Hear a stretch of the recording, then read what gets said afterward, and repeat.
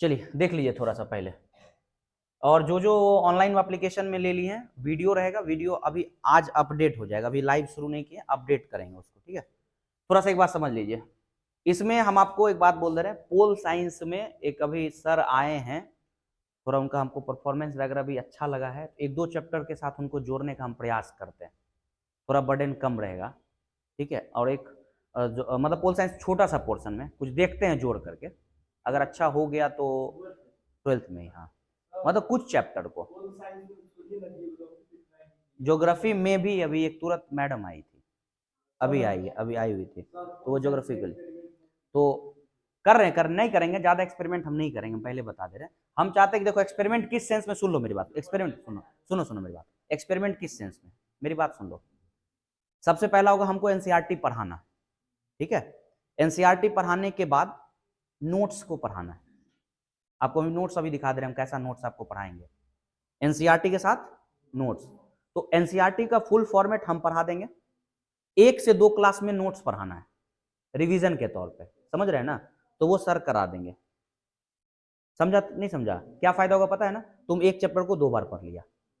एक तीसरा सवाल, अब क्वेश्चन आंसर डिस्कस करना, जो क्वेश्चन आंसर आपको दिया गया चैप्टर के खत्म होने के बाद उसका डिस्कसन होगा, तो उसमें हम लोग अगर 2 सर रहेंगे तो क्या होगा, हम पे प्रेशर थोड़ा कम रहेगा, कम से कम कॉपी चेक कर लेंगे वो प्रॉपर वे में, तो टाइम तुम लोगों पे हम थोड़ा ज्यादा दे पाएंगे, समझ में आ रहा है ना बात। अब दूसरी बात है कि इंग्लिश में भी बता दे रहे, इंग्लिश में भी लिटरेचर के कुछ पोर्शन को विवेक सर लेंगे, कुछ पोर्शन को एक सर और हैं वो लेंगे, साथ ही साथ ग्रामर के भी कुछ पोर्शन को, ठीक है। ग्रामर रहेंगे विवेक सर के पास, लिटरेचर के कुछ पोर्शन को बांट, जैसे प्रोज वो ले लिए तो पोएट्री वो ले लेंगे, इस ताकि उनपे भी लोड कम रहेगा। हाँ ग्रामर क्या बोला, नहीं ग्रामर नहीं देंगे, ग्रामर देने का संभव ही नहीं है, रोज पोएट्री। सर से ही बात हुआ तो बोले सर हम मेरा भी थोड़ा प्रेशर कम रहेगा, क्योंकि इस बार क्या है, सीबीएसई बिहार बोर्ड हमको शुरू से ही चलाना है, पहले से ही। जैसे सीबीएसई का इंग्लिश का सिलेबस अलग होता है, बाकी सब सिलेबस सेम है, सीबीएसई का थोड़ा सा अलग होता है, तो उसको भी तो देखना होगा। अब एक ही सर है तो उसमें उनको टाइम थोड़ा सा, अब एक बैच नहीं 2 बैच हो, फिर मान लो अगले महीने में 11th बन जाएगा, तो फिर चाहिए ना थोड़ा सा, इस वजह से।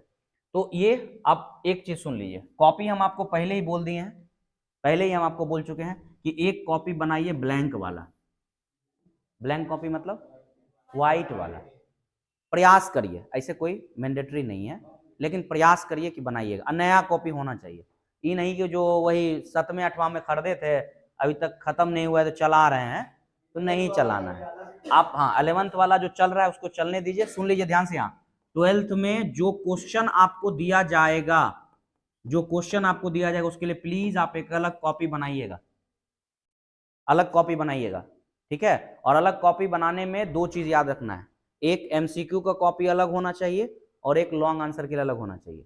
ये नहीं कि एके में दाल भात खिचड़ी चोखा सब साउंड देना है, एके में गाय भैंस नहीं बनना है, मानव है थोड़ा सा, जैसे खाते हो ना तो मिठाई खाना होता बाद में खाया मीठा, रोटी सब्जी पहले भरदम खाया फिर मीठा खाएगा, वैसे सीन बनाना है।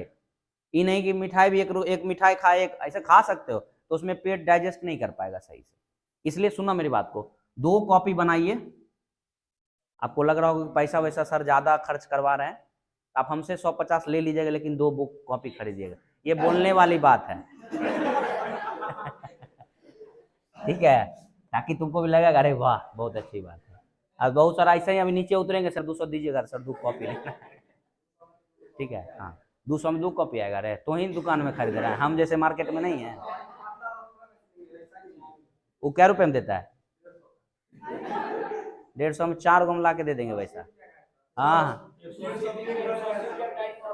तो सुनिए, नहीं एमसीक्यू के लिए जब बनाइएगा पतली कॉपी लीजिएगा, ठीक है, लॉन्ग आंसर के लिए थोड़ी मोटी कॉपी लीजिएगा, ठीक है, ऑब्जेक्टिव के लिए, एमसीक्यू के लिए सुन लीजिए ध्यान से थोड़ा। अब इसके बाद आपको डेली बेसिस पे जो दिया जाएगा, डेली बेसिस पे जो टारगेट आपको रहेगा उसको फुलफिल करके प्रयास करिएगा कि सप्ताह के अंतिम में चेक करा लेना है। ये नहीं कि सप्ताह के अंतिम में होगा तो के बाद सप्ताह के अंतिम में बनी हो जाएगा, इसको आप दिमाग से निकाल लीजिए।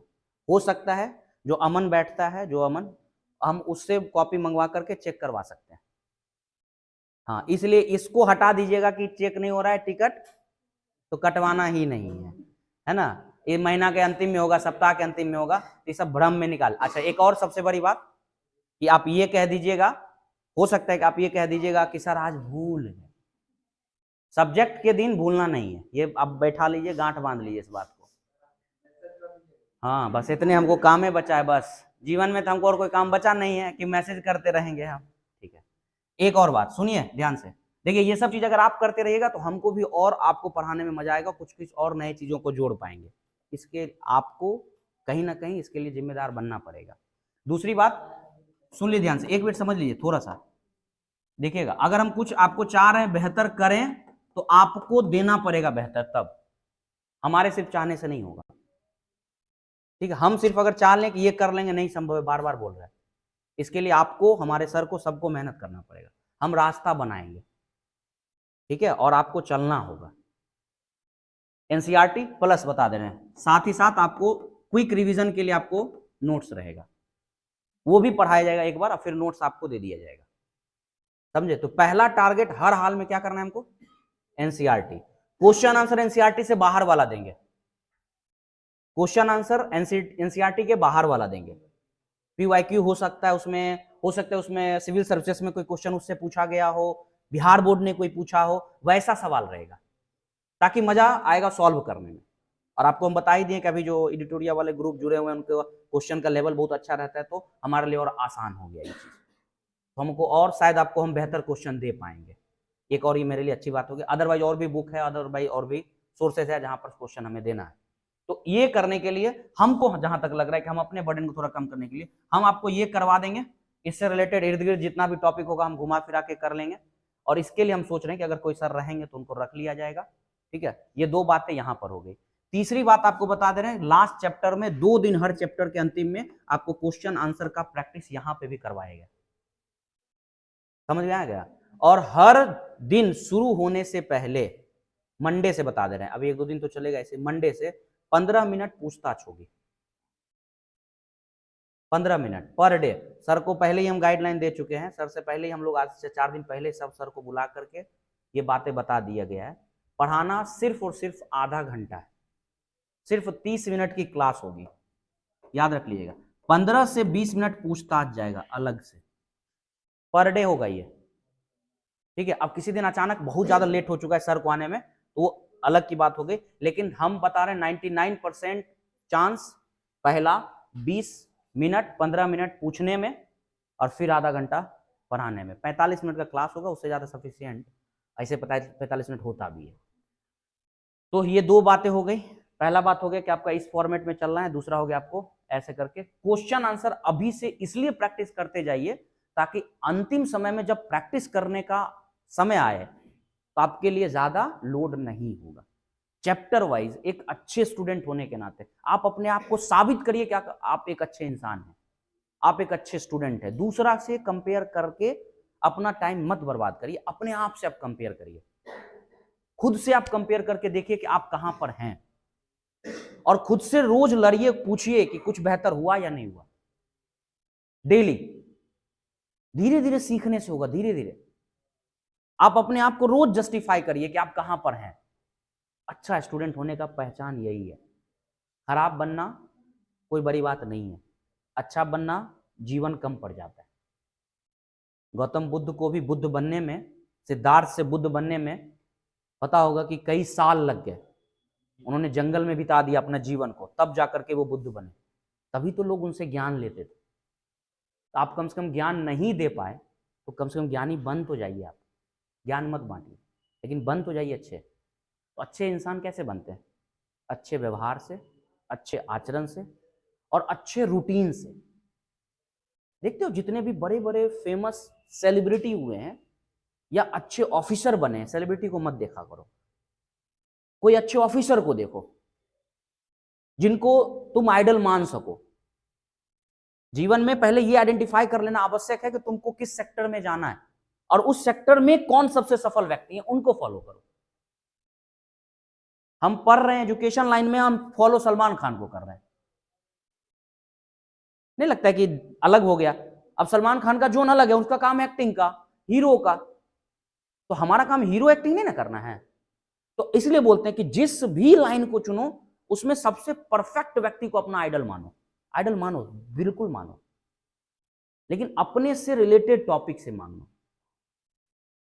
समझा इस बात को कि नहीं? इसलिए इस चीज को थोड़ा सा, एक अच्छे स्टूडेंट होने की पहचान क्या होती है ये आपको खुद साबित करना है। और आपकी आने वाली जो जनरेशन होगी, जो आपके बाद नीचे जो बैठा हुआ होगा, जो अभी 10th में होगा, 9th में होगा, 11th में होगा, आएगा 11th में, उसके लिए कम से कम आप एक मिसाल बनिए कि अगर आर्ट्स लेकर के बच्चे पढ़ेंगे तो वो भी एक अच्छे बच्चे बन सकते हैं। नहीं तो आपके वजह से कई बच्चे शायद आर्ट्स नहीं लेंगे। माहौल बाहर क्या है आर्ट्स को लेके नहीं करना है। आपने जब आर्ट्स लिया है तो कम से कम आप आने वाले जनरेशन को एक मैसेज दीजिए। आप कहीं भी 10 लाइन बोल सकें, आपके अंदर थॉट होनी चाहिए। ये सब थॉट्स का विषय है। नहीं तो मान के चलिए कि आप आर्ट्स ले लिया और 70% 80% लाए, या उतना भी नहीं आया, 50% आया, 60% आया, गांव में रहने वाला बच्चा भी 50-60% ले आया, तो फिर वो बोलेगा गार्जियन के बेकार भेजना है पटना, बताओ तो गांव में लेके चला है उतना परसेंट, तो फिर आप में उसमें अंतर रहा क्या? नहीं रहा। हर बच्चा कुछ ना कुछ स्पेशल होता है, आप में भी कुछ स्पेशलिटी है, इसको पहले एक्सेप्ट कर लीजिए। आप कंपेयर से निकल के एक्सेप्ट करिए। जिस दिन आप एक्सेप्ट कर लेंगे, जिस दिन आप मान लेंगे कि हम सबसे बेहतर हैं अपने आप में, आप खुद ब खुद आगे बढ़ते चले जाइए। इसलिए एक अच्छे स्टूडेंट बनने की पहचान दीजिए, ठीक है? एक अच्छे स्टूडेंट बनिएगा तो अच्छे इंसान बन जाइएगा। पैसा अच्छे इंसान कमा लेते हैं, पैसा कमाने का जरिया बहुत सारा, लेकिन अच्छे इंसान जब पैसा कमाते हैं ना तो मजा आता है। इसलिए इसकी परिभाषा को बना के रखिए। हम इसलिए मोबाइल फोन या फिर जो आपको हम बोतल वेतल ये सब को, ताकि आप एक प्रॉपर वे में रह सके, डिसिप्लिन में रह सके, क्योंकि अभी आपको डिसिप्लिन में रहना जरूरी है। इसके बाद तो आपको ग्रेजुएशन में चले जाइए ना, कोई पूछने वाला भी नहीं मिलेगा, इतनी बातें बताने वाला भी नहीं मिलेगा, क्योंकि खुद इसको लोड रहता है। टीचर जो पढ़ा रहे हैं उनको खुद लोड है, एक है। दूसरी बात, जो पढ़ रहा है उसको भी लोड है। या तो पढ़ेगा ही नहीं तो पढ़ेगा तो फिर बढ़िया से पढ़ेगा। तो कैसे बढ़िया पढ़िएगा जब अभी से जाइएगा बढ़िया से, तब तो ठीक है। तो इसके लिए आपको प्रिपेयर पहले से होकर के रखना जरूरी है। ये टॉपिक रहेगा आपको। इकोनॉमिक्स जिनका जिनका है, अच्छा किन्हीं किन्हीं का सोशियोलॉजी भी है। अभी तक में कोई जो आज हो यहाँ पर, इसमें सोशियोलॉजी नहीं है किसी का? चलिए ठीक है, अच्छी बात है। अगर सोशियोलॉजी होगा तो सोशियोलॉजी भी है, ठीक है, सोशियोलॉजी भी होगा। तो ये आपका है यहाँ वाला। पहला बात, हम लोग करते क्या है, थोड़ा सा पहले आज टॉपिक पे सीधा सीधा हम आपको लाते हैं टॉपिक पे, जरा ध्यान से सुनिएगा। आपको हम शुरू में ही बोल दिए हैं, पहली फॉर्मेट हमारा क्या होगा, सबसे पहला फॉर्मेट हमारा क्या होगा कि पहले हमको वर्ल्ड पॉलिटिक्स में हमें शीत युद्ध का दौर का चैप्टर है। ध्यान से आप सुनिएगा कहानी को, थोड़ा बोल लो। नोट्स जैसा ही रहेगा। अगर आप नोट्स खुद, हाँ, अगर ये कोई रिस्ट्रिक्शन नहीं है कि आप नोट्स नहीं बना सकते, बना सकते। नोट्स क्या होता है बुआ, सुन लो। नोट्स जो होती है ना, वो पहले तो एक मिथ बना हुआ है कि नोट्स का मतलब क्या होता है। नोट्स का मतलब होता है क्विक रिवीजन सोर्स, कम समय में जिसको आप पढ़ पाए और समझ पाए, ठीक है। आप अगर नोट्स बनाइएगा, वेल एंड डल, बहुत बढ़िया बनाइए, अच्छी बात है, बनाना भी चाहिए।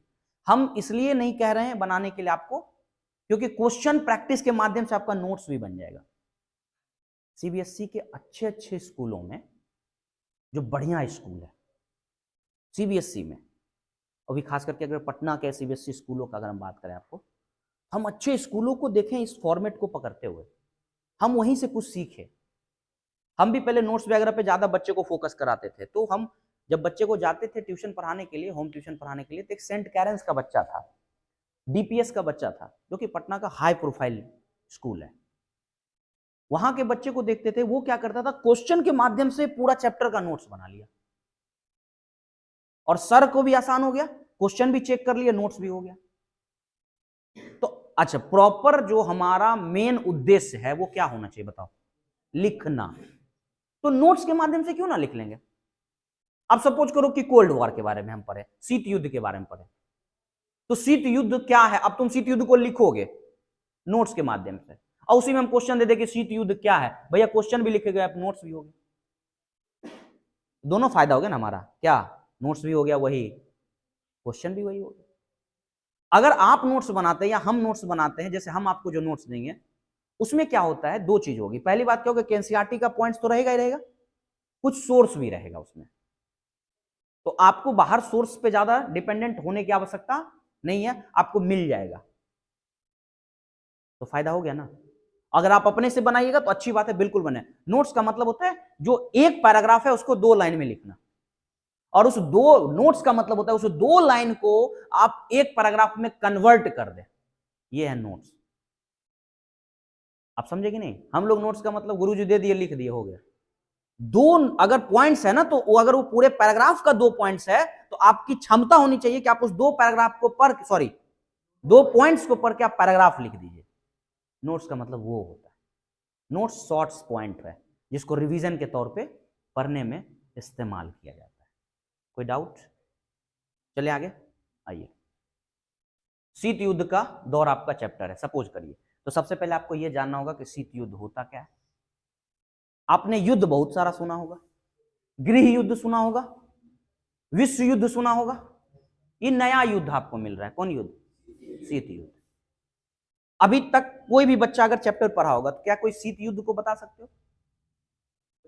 कोई भी बिना किसी हथियार का लड़ा जाना, कह सकते हो एक शब्द में, विचार से लड़ना। हाँ, ये भी एक शीत युद्ध की परिभाषा हो सकती है। आपसी, हाँ वही हो गया, विचार की ही बात हो गई। वो भी और कोई मोटा मोटी एक चीज समझा, शीत युद्ध में फ्रंट पे नहीं आना है, अप्रत्यक्ष रूप से रहना है। समझा कि नहीं समझा? अच्छा, शीत युद्ध से पहले भी 2 युद्ध हो चुके थे, मतलब युद्ध तो बहुत सारे हुए, लेकिन 2 विश्व युद्ध हुए। कब कब? आपको पहले वो जानना होगा, आपको पहले वो समझना होगा। डायरेक्ट शीत युद्ध नहीं समझना। ध्यान से सुनिए, ध्यान से, आवाज बंद सुनिए। सबसे पहले आपको जानना होगा विश्व युद्ध। कौन युद्ध? विश्व युद्ध, जिसको बोलते हैं वर्ल्ड वॉर। और शीत युद्ध कितने, वर्ल्ड वॉर कितने हुए हैं? 2 हुए। World war first, world war second. World war first जो हुआ वो कब से कब हुआ? 1914 से 1918 के बीच में। दूसरा 1939 से लेकर के 1945 के बीच में। इतना तो सब जानता होगा, इतना तो सबसे उम्मीद कर सकते हैं। 44 तक ही चला था, 45 में कहानी लगभग फिनिश हो चुका, मतलब क्या 45 भी कह लो, क्योंकि बम जब गिराया गया नागासाकी और हिरोशिमा पे, तब जाकर के युद्ध समाप्त हुई। कहां पे बम गिराया गया था? नागासाकी, हिरोशिमा कहां है? जापान में। ये तो छोटा मोटा बात है, ठीक है। अब ये आप जान रहे हैं तो इसका मतलब ये नहीं कि आप बहुत बड़े 30 मार खाना, ये सब कॉमन सी बात है। नहीं, अगर इतना भी नहीं जान रहे हैं तो थोड़ा सा दुख की बात है, समझ रहे हैं तो अच्छी बात है। चलिए ठीक है। तो फर्स्ट जब विश्व युद्ध हुआ तो पता होगा कि उसमें 2 ग्रुप थे, ठीक है, मित्र राष्ट्र और धुरी राष्ट्र, पढ़ा होगा। दूसरा विश्व युद्ध हुआ, पता ही होगा, उसमें भी 2 ग्रुप। अरे वही, आप यूं समझिए कि जो 2 ग्रुप था, उस एक ग्रुप में हम जो आपको पॉइंट पे लाना चाह रहे, थोड़ा उसको समझिएगा। आप इसको ऐसे समझिए, जब दूसरा विश्व युद्ध चल रहा था तो दूसरे विश्व युद्ध को मेनली रचने वाला, विश्व युद्ध की कहानी को बनाने वाला एक व्यक्ति था जिसका नाम था हिटलर। कई बार कहा जाता है कि हिटलर पैदा नहीं हुआ था, हिटलर बनाया गया। एडोल्फ हिटलर जिसको बोल रहे हो, एक्चुअली में हिटलर पैदा नहीं हुआ था। हिटलर, अब देखो खुद सोचो, हिटलर नाम ही सुनने से तुम्हारे मन के अंदर एक तानाशाही शब्द आ जाएगा, नाम सुनते ही। जैसे किसी व्यक्ति का जब हम नाम सुनते हैं तो तानाशाही शब्द जैसा नहीं आएगा, लेकिन जब हिटलर का नाम सुनते हैं तो वैसे दिमाग, जैसे किसी व्यक्ति का जब तानाशाही रूप हो जाता है तो हम सिनोनिम्स के तौर पे इस्तेमाल करते हैं, तुम भी हिटलर हो गया। अपने घर में मम्मी पापा में भी इस्तेमाल कर लेते हैं, भाई बहन में भी इस्तेमाल कर लेते हैं, करते हैं कि जैसे मम्मी बहुत ज्यादा मान लो कंट्रोल करना, तुम लोग हमारे बारे में कभी हो गया बहुत ज्यादा हो गया, सर डिक्टेटर टाइप के हो गए, हिटलर टाइप के हो गए। मम्मी पापा में भी इस्तेमाल होता है कि जब बहुत ज्यादा कंट्रोल हो जाती है, करते हैं मम्मी पापा तो कहते बताओ तुम भी एकदम हिटलर हो गई। हिटलर दीदी करके वेब एक सीरियल भी आता था। अब नाम जब आप सुन रहे हैं हिटलर, तो सुनने के साथ ही आपके अंदर एक भावना आया, कौन सा ही? तानाशाही। अब सोचिए खुद से, थोड़ा सा सोचिए, क्यों आया ऐसा तानाशाही शब्द? क्या वो जन्म से ही तानाशाही था क्या? नहीं। जब प्रथम विश्व युद्ध हुआ तो उस प्रथम विश्व युद्ध में विश्व युद्ध का पूरा जिम्मेदारी, पूरा का पूरा विश्व युद्ध का यूं समझ लो कि कारण जो बनाया गया वो सिर्फ और सिर्फ किसको? जर्मनी को बनाया गया। और ये वही का था, कौन? हिटलर। माना जाता है, मतलब ऐसा हुआ कि जो मित्र राष्ट्र के देश थे उसने पूरा का पूरा इल्जाम लगा दिया कि प्रथम विश्व युद्ध होने का कारण सिर्फ और सिर्फ कौन है? जर्मनी है। और वो जर्मनी जो कारण है, उस कारण में जब तलाश किया हिटलर ने तो पता चला कि कहीं ना कहीं ये हमारे पर एक थोपा गया चीज। कई क्षेत्र किसके? जर्मनी के छीन लिए गए, पैसे का इल्जाम लगा दिया गया, कई मतलब पैसे का एक बर्डन डाल दिया गया किस पे? अब सोचो, एक व्यक्ति जिसके देश के साथ इतना बड़ा, जबकि लड़ा सब था, नुकसान सबको हुआ, लेकिन झेलना किसको पड़ा? जर्मनी को। हाँ, एक कलंक शब्द उस पर इस्तेमाल हो गया। अब वहां का कोई एक व्यक्ति, आप खुद ही पता होगा कि जो हिटलर था वो प्रथम विश्व युद्ध में एक सेना के तौर पे, गुप्त सेना के तौर पे काम करता था। और उसने जब ये देखा अपमान हुआ देश का, तो उसने बदला लेना चाहा। और बदला लेने के लिए, अच्छा पता होगा तुमको कि प्रथम विश्व युद्ध के बाद एक लीग ऑफ नेशन बना था, है ना? अरे एक समझो, एक बना है यूएनओ, और यूएन बना था। यूएन कब बना? द्वितीय विश्व युद्ध के बाद। और एक बना था league of nation. League of nation कब बना? 1918 में, प्रथम विश्व युद्ध के बाद। तो जैसे यूएन काम कर रहा है ना अभी, वैसे लीग ऑफ नेशन भी बना था, लेकिन लीग ऑफ नेशन अपने काम में फेल हो गया क्योंकि कई देशों ने उसके रूल को मानने से इनकार कर दिया। तो जो लीग ऑफ नेशन बना, उस लीग ऑफ नेशन के रूल्स को मानने से इनकार कर दिया। कौन? हिटलर। बोला हमको इसके रूल से नहीं चलना है, हमको बदला लेना है। समझ में आया ना? उसको चाहिए था बदला। तो बदला लेने के लिए सबसे पहले आपको, लीग ऑफ नेशन के मेंबर है तो पहले हटना पड़ेगा ना, क्योंकि उसमें रहोगे तो रूल फॉलो करना पड़ेगा। तो सबसे पहले मेंबर से क्या हो गया? वो हट गया। और हटने के बाद, हटना मतलब था भी तो मैं नहीं मानता था, क्योंकि इसे क्या लेना था? बदला लेना था। अब सोचो, तुमको अब ला रहे हैं पॉइंट पे, कहानी पे। दो देश, एक का नाम सुना होगा यूएसए, एक मतलब देश क्या, ग्रुप, और एक यूएसएसआर, सोवियत संघ का नाम सुना होगा। ये दोनों धूर दुश्मन था एक दूसरे का, दोनों एक दूसरे का धूर दुश्मन था। सोचो ऐसा क्या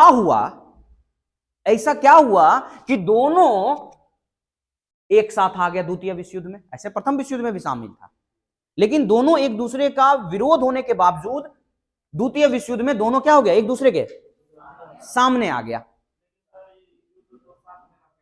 हाँ, साथ लड़ता था, लेकिन सोचो इससे पहले दोनों की विचारधाराओं में बहुत अंतर था। एक साम्यवादी विचारधारा को, कम्युनिस्ट विचारधारा को लेकर चलता था, और एक कैपिटलिस्ट विचारधारा को। एक डेमोक्रेट का समर्थक करता था, एक सोशलिस्ट का समर्थक था। एक पूंजीवाद का पूरा तरीके से समर्थन करता था, कौन? अमेरिका।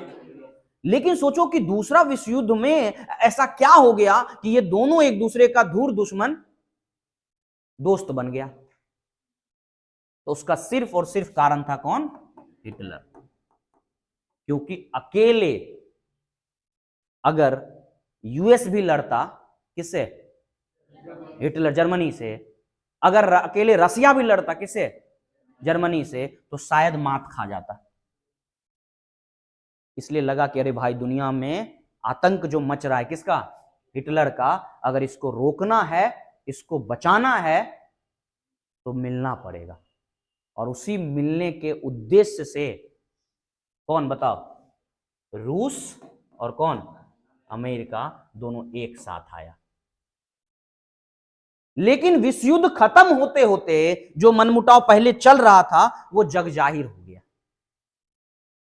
अब जो प्रथम विश्व युद्ध हुआ, द्वितीय विश्व युद्ध हुआ, उसमें नुकसान तुमको साफ साफ दिखेगा।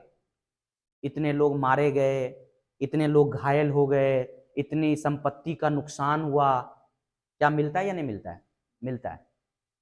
लेकिन जब द्वितीय विश्व युद्ध के बाद एक नया दौर शुरू होता है, किसका?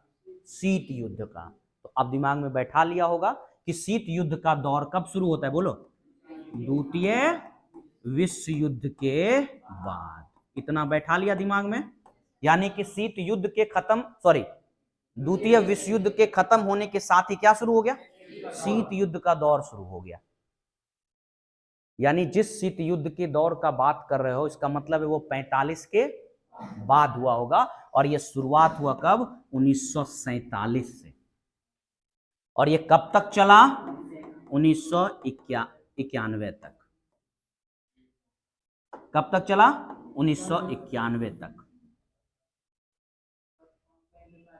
45 लिखता है, कहीं कहीं लिखता है 45। क्यों? क्योंकि जस्ट बोले ना तुमको क्या कि दूसरे विश्व युद्ध खत्म होते ही रचना रच दी गई थी। किसका? शीत युद्ध का। लेकिन नॉर्मली तुमको कहीं कहीं पे क्या मिलेगा? 47 से। तो 45 भी मिलेगा तो ये बहस का सब्जेक्ट नहीं है। मतलब मान के चलो ना कि 47 से विचारों में एकदम साफ साफ कई अंतर दिख गए, कई जगहों पर दोनों का मनमुटाव होते हुए दिख गया, तो 45 से भी मान सकते हो तो कोई दिक्कत नहीं है।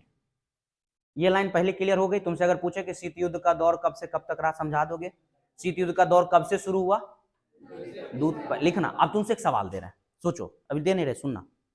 एक सवाल दें कि क्या नाम है, शीत युद्ध का दौर कब शुरू हुआ, है ना? तो अगर इसका आंसर लिखा जाए तो क्या लिखा जा सकता है? दो टाइप में नहीं लिखना है, प्रॉपर आंसर लिखना है। टाइप छोड़ दो। दो टाइप आंसर हो गया मतलब एक इसमें एक परफेक्ट नहीं होगा। सीखो।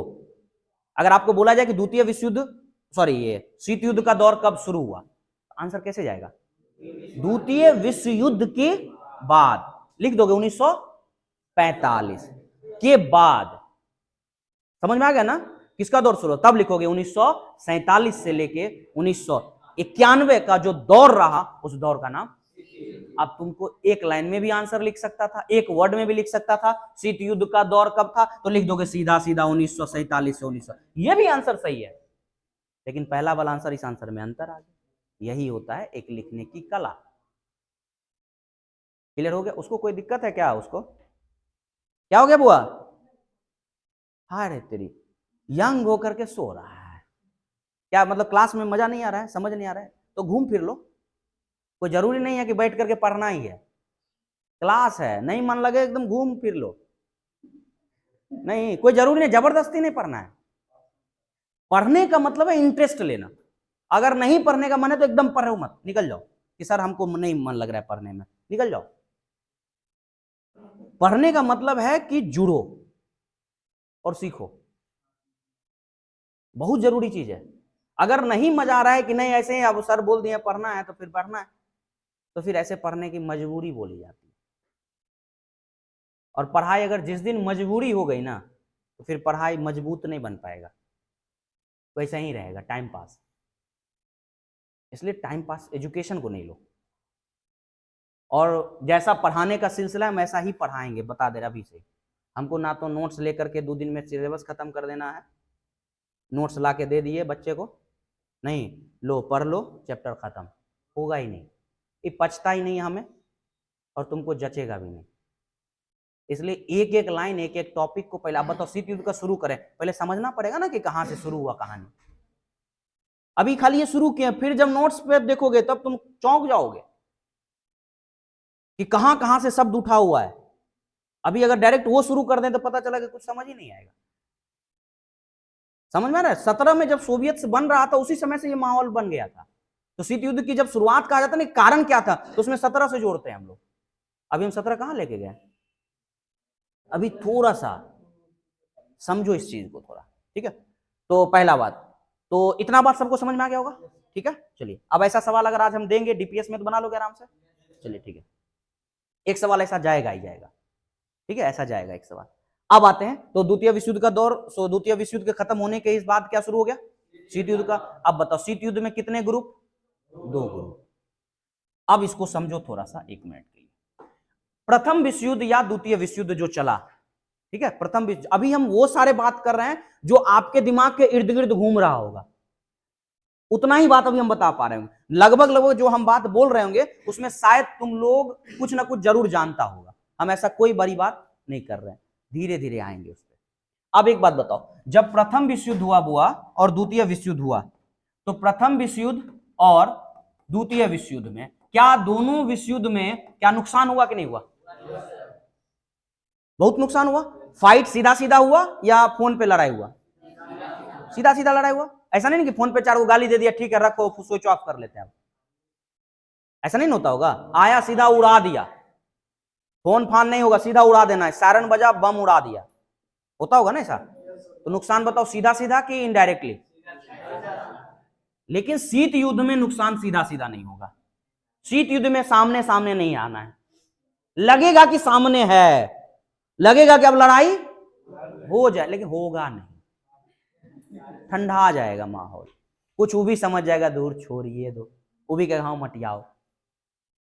इसी को तो शीत युद्ध बोलते हैं, तभी तो बोलता है कोल्ड वॉर, नहीं तो नहीं लिख देता हॉट वार का दौर। शीत युद्ध नामे लिखा शीत युद्ध, गर्म युद्ध नहीं लिखा है। तो एक लाइन क्लियर कर लो कि जो शीत युद्ध का दौर था वो विचारों का दौर था, विचारों में मतभेद थी। आपको के विचार क्या, तो जरा ध्यान से सुनो। 2 ग्रुप थे, कौन कौन? यूएस और यूएसएसआर। सब कुछ आते हैं पॉइंट पे। जो यूएस था वो पूंजीवाद का समर्थक था। किसका था? पूंजीवाद का। और ये जो था समाजवाद, साम्यवाद, जो बोलना चाहो, उसका समर्थक। अब सवाल तुम्हारे जहन में उठना चाहिए कि पूंजीवाद और समाजवाद में अंतर क्या होता है? अंतर होगा कुछ? भारत में पूंजीवाद है कि नहीं है? मिश्रित है हम लोग। पूंजीवाद में क्या होता है, जो पूंजीवाद समर्थित देश होगा वहां पे हर कुछ जो है, सब कुछ जो है, वो कोई ना कोई प्राइवेट ऑर्गेनाइजेशन, प्राइवेट संस्था ही करेगी। सिर्फ और सिर्फ मॉनिटरिंग सरकार करेगा। Who will monitor? कौन करेगा मॉनिटर? सरकार। सरकार का काम है कि हमने जो रूल बना दिया ना उसको खाली चेक करते रहना। अब उसका काम बिजनेस करना नहीं होगा। अपने भारत में, क्योंकि भारत की इकोनॉमी बहुत ज्यादा, पता होगा कि आजादी के समय बहुत डाउन था, बहुत अर्थव्यवस्था एकदम गिरी हुई थी। तो ऐसे कंडीशन में प्राइवेट अगर कर दिया गया होता, सोच के आप देखिए, अगर प्राइवेट कर दिया गया होता तो आपको लगता है कि भारत के गरीब लोग कभी भी 2 वक्त का खाना खा पाते? नहीं खा पाते। सब्सिडी दी जाती है, अनाज बांटा जाता है, अभी भी। क्या ये रिलायंस बांट रही है? अच्छा, गांवों में जो अनाज मिलता है 5 केजी, 10 केजी, 20 केजी के हिसाब से जो अनाज मिलता है, क्या रिलायंस बांट रहा है? टाटा बांट रहा है? नहीं ना बांट रहा है। कौन बांट रहा है? सरकार बांट रही है। क्यों बांट रही है?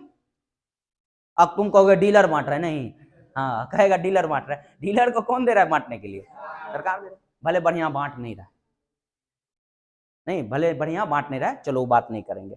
अब बताओ एक बार, सरकार अगर दे रही है, क्यों दे रही है? क्योंकि अभी भारत की स्थिति यह है कि कई करोड़ लोग ऐसे हैं, मोदी जी खुद अनाउंस करते हैं कितने करोड़ लोग? 80 करोड़ लोग। पब्लिकली ये सब बातें बोलनी आवश्यक है, क्योंकि खुद ही वो लिखे कि भारत के 80 करोड़ लोगों को मुफ्त में अनाज देने की योजना जारी रहेगी। डेवलप कर रहा है, वही तो बोले कि डेवलप हम कर रहे हैं। हमसे सवाल ये पूछिए कि हम कैसे कर रहे हैं। विपक्ष को ये वो बोले हैं कि जैसे हम बोल दिए कि हमने टारगेट लिया कि हमको 5 ट्रिलियन करना है, तो विपक्ष हमको ये नहीं कहे कि झूठ बोल रहा है, ये पूछिए कि कैसे करिएगा। ये तो वही बात हो गया। हम खाली झूठे का बोल दें कि हम ऐसे करेंगे, कुछ है ये नहीं है, तो फिर लंबा बात हो जाएगा, सुन लो। हाँ तो बोलो।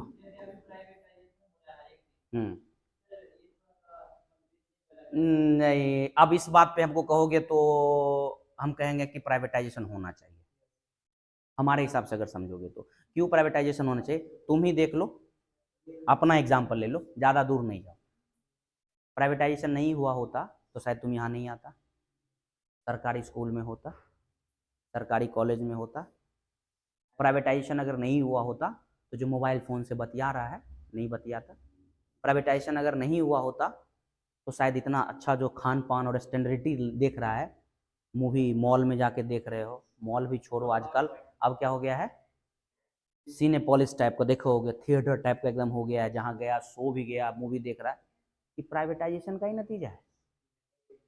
ट्रेन में जाओ, ट्रेन में जाओ, है ना, अगर सरकारी वाले में जाना है तो जाओ, दिल्ली है ना पहुंचना है, 2 दिन में पहुंचा देगा।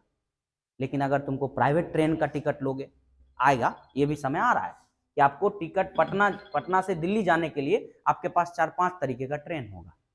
सरकारी ट्रेन होगा, टाटा का ट्रेन होगा, रिलायंस का ट्रेन होगा। अब तुमको जैसा सुविधा चाहिए जाओ, वाईफाई लगा हुआ है, जहां बैठोगे उसके आगे स्क्रीन चल रहा होगा, पेपर आएगा, खान पान चलेगा, तुमको भी लगेगा क्या, अच्छा बताओ ऐसा जीवन चाहिए कि नहीं चाहिए? कहता है प्राइवेट नहीं होना चाहिए, नहीं है, बढ़िया हो जाएगा। आज का समय देखो, इसको अदरवाइज ना लेकर कैसे समझो, आज का दौर ऐसा है जहां पर आप रुपये से ज्यादा समय को महत्व देना चाहेंगे। आप खुद ही बोलते होंगे कि 2 रुपया ज्यादा भी लगे तो चलेगा, लेकिन सुविधा होना चाहिए, ऐसा बोलता है ना। तुम लोग को पैसा, जिसके पास पैसा होगा ही काहे बोलेगा, हम जैसे गरीब आदमी सब बोलते हैं ये सब चीजों को कि 2 रुपये ज्यादा लीजिए लेकिन सुविधा ज्यादा दीजिए। क्या हम क्या बोला? इसी इसी को तो बोलते हैं निजीकरण, इसी को तो बोलते हैं निजीकरण, इसी को बोला जाता है। हमको सरकार देगा पैसा? नहीं देगा। नरेंद्र मोदी देने आएंगे कि हाँ हाँ आप तो पढ़ा रहे हैं 100-200 बच्चा को, लीजिए आप, होगा क्या? नहीं होगा। अब हमारा परिवार है, अरे परिवार में तो शादी खाली बीवी होता है, अरे परिवार मतलब परिवार है, खाली अनाज से काम हो जाएगा रे? अजी बताओ, अनाज से मेरा पेट भर जाएगा?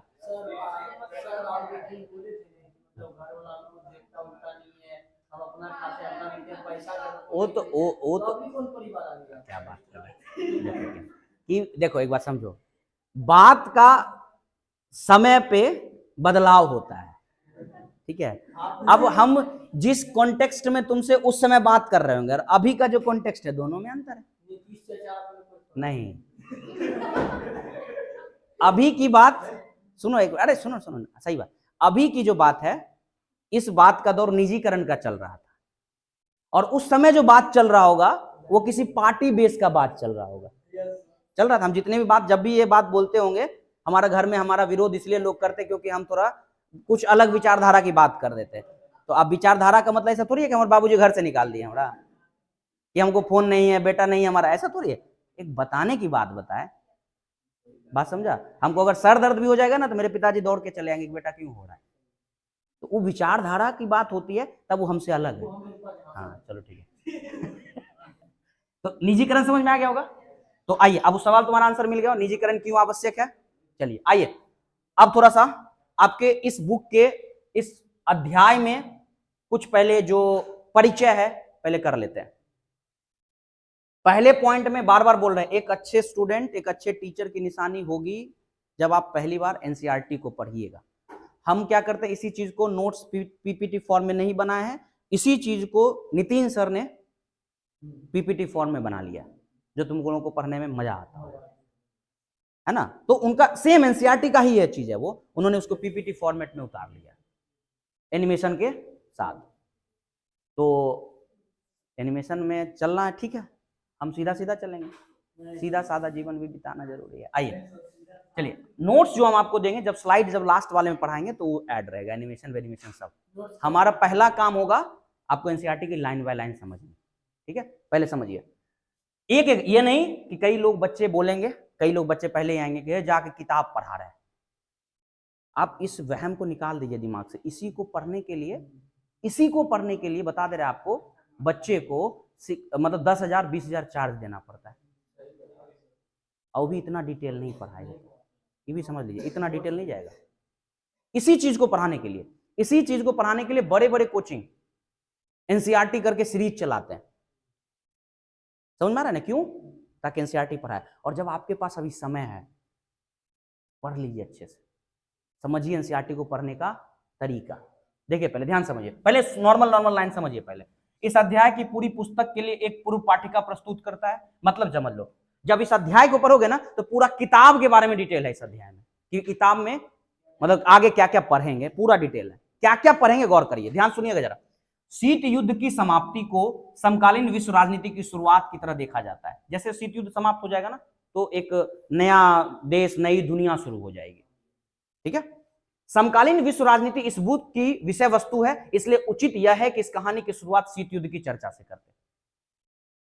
मतलब शीत युद्ध की चर्चा शुरू करेंगे, नए दुनिया की शुरुआत, क्योंकि विश्व युद्ध होना प्रथम, विश्व युद्ध होना द्वितीय, फिर शीत युद्ध होना, तब तो दुनिया अभी भी एक ही ग्रुप में घूम रहा है। ये कहानी फ्री कब होगा? जब शीत युद्ध खत्म हो जाएगा। और शीत युद्ध खत्म कब होगा बुआ? 1951।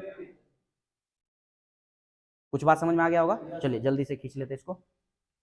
इस अध्याय में यह साफ होगा, इस अध्याय में यह साफ होगा कि किस तरह दो महाशक्ति संयुक्त राज्य अमेरिका, दो महाशक्ति, शक्ति नहीं महाशक्ति, पावर नहीं सुपर पावर, महापावर नहीं सुपर पावर, और सोवियत संघ का वर्चस्व। देखो किसका वर्चस्व? वर्चस्व समझता है मतलब कौन सबसे ज्यादा पावरफुल है, लड़ाई में नहीं, आर्थिक।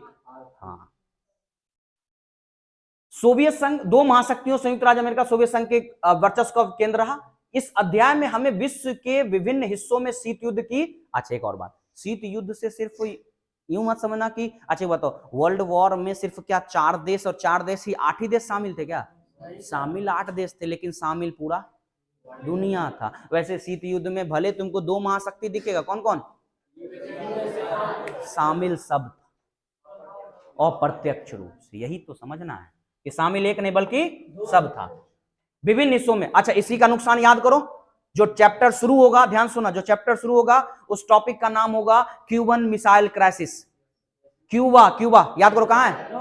नॉर्थ अमेरिका में। याद आया? छोटा सा आइलैंड आया समझ में? तो इसमें अच्छा एक और बात, इन दोनों से अलग होकर के, कल की क्लास में बता दिए थे कि दो महाशक्ति से अलग होकर के एक नई शक्ति बनी, और उस शक्ति का नाम बोलो, गुट निरपेक्ष। नाम कल ही तो बोल रहे थे, नाम याद आया? कल ही हम लोग बात कर रहे थे नाम, नॉन अलाइनमेंट मूवमेंट, हिंदी में गुट निरपेक्ष आंदोलन। गुट मतलब, अरे गुट, गुट मतलब कहते हैं ना गुट बना लिया है, फलाना ने गुट बनाया है, ग्रुप, ग्रुप। निरपेक्ष मतलब जो किसी पक्ष में, तो गुट निरपेक्ष वो पक्ष था जो किसी पक्ष में नहीं था।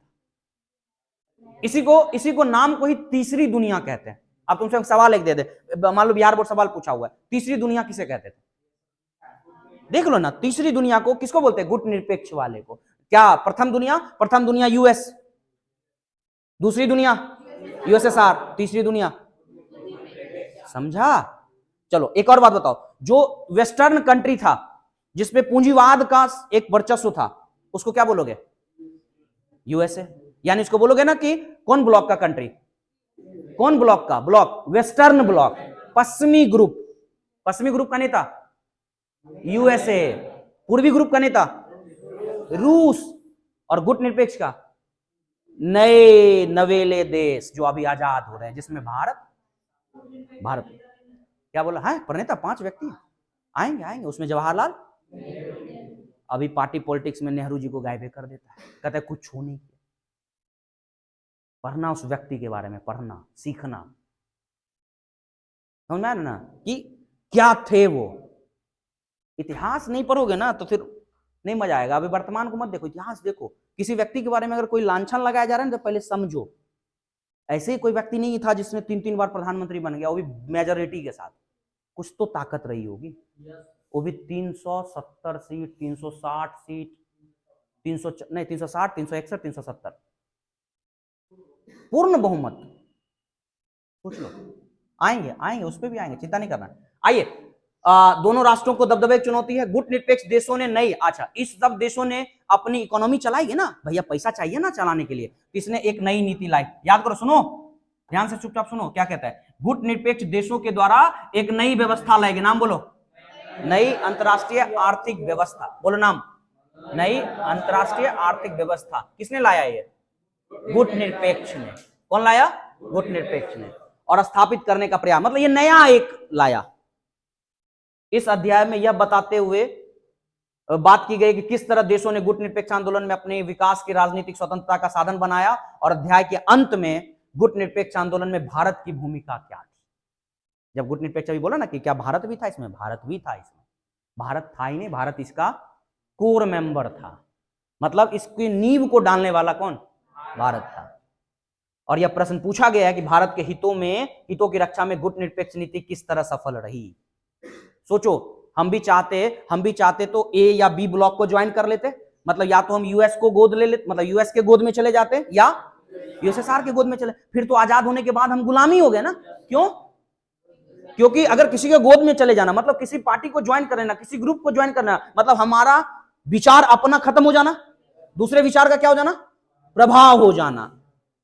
तुम लोग भी ना अपने आप को इस लेवल पे बनाओ कि किसी दूसरे का विचार तुम पे प्रभावित ना हो, अपना विचार बनाओ। अच्छे स्टूडेंट के नाते आपको ये बता रहे, ये नहीं कि कोई किसी ने कुछ बोल दिया तुरंत उसको एक्सेप्ट कर लेना, मीडिया ने कुछ दिखा दिया आप तुरंत उसको एक्सेप्ट कर ले, नहीं, अपना विचार बनाइए। इसी को बोलते हैं अपना एक विचार, इसी को स्किल बोला जाता है, अपना विचार बनाना। अदरवाइज क्या होगा कि क्या दिखाया, क्या किया, क्या बोला, क्या नहीं बोला, हो सकता है कि जो बोला गलत बोला होगा, कुछ भी दिखा सकता है, कुछ भी बोला जा सकता है। आप प्रयास करिए कि एक अच्छा स्टूडेंट होने के नाते एक अच्छा डिसीजन लीजिए, और डिसीजन कब आएगा? जब आप पढ़िएगा, नहीं तो मूर्ख की तरह आप भी रह जाइएगा। डन? तो इस चैप्टर में क्या क्या पढ़ना है समझ में आ गई होगी। शीत युद्ध का दौर कब शुरू हुआ, शीत युद्ध से क्या क्या घटनाएं घटी, जैसे क्यूबा मिसाइल क्राइसिस पढ़ेंगे, बर्लिन क्राइसिस पढ़ेंगे, बर्लिन में जो घटना घटी वो पढ़ेंगे, और कई देशों पे कई तरह घटनाएं घटी उसके बारे में पढ़ेंगे, अफगानिस्तान पर इन्वेजन हुआ, अफगानिस्तान पर आक्रमण हुआ, वो पढ़ेंगे। तो सब इसी के दौर का आसपास का घटना चलेगा, जिसको हम लोग कल से नेक्स्ट टॉपिक को हम लोग शुरू करेंगे। ठीक है, एक दो दिन, अभी एक दिन और हमको बैकग्राउंड बनाने में भी लगेगा इसको। ठीक है, तो अभी तक के बैकग्राउंड को समझ गया होगा, कोई दिक्कत नहीं होगा। चलिए फिर इसी के साथ हम लोग मिलेंगे कल।